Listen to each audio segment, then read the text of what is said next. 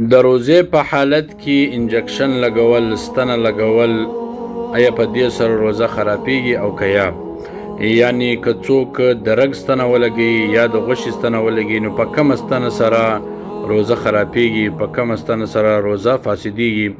نو دا یو ورور پوښتنه کړې ده چې په روزه دي او په روزه کې مریض سي، نو بیا ډاکټر ته ولاړ سي، هغه ستنه در لګوي، نو ستنه جایز ده او که نه د روزې په حالت کې چې روزه دې نیولې وي. نو اوس به راسو جواب ته چې د روزې په حالت کې که چیرې ته مریض وې، جسم دې درد کوي، نو ډاکټر ته ولاړې، هغه ستنه در لګوي، نو بالکل یې لګولی سي، که هغه د غوښې ستنه وي او که چیرې د رګ ستنه وي، هېڅ فرق نه لري، دا جایز ده، په دې سره روزه نه خرابېږي.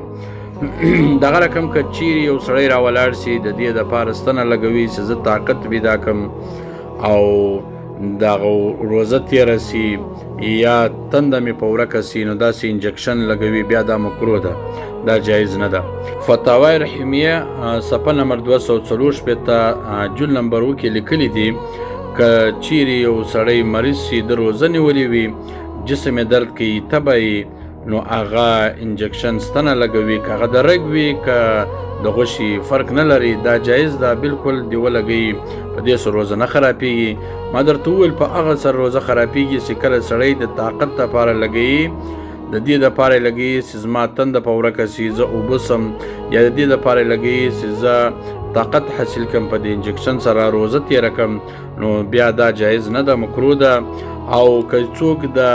ناجوړي دپاره یې لګوي، بدن جسم یې درد کوي او تبه یې، نو ډاکټر ته ورسي، که هغه انجکشن ولګوي، که د غوښې او که د رګې، په دې سره روزه نه خرابېږي. فتاوی رحیمیه صفحه نمبر 244 جل نمبر 1، عالمگیری صفحه نمبر 204 جل نمبر 1.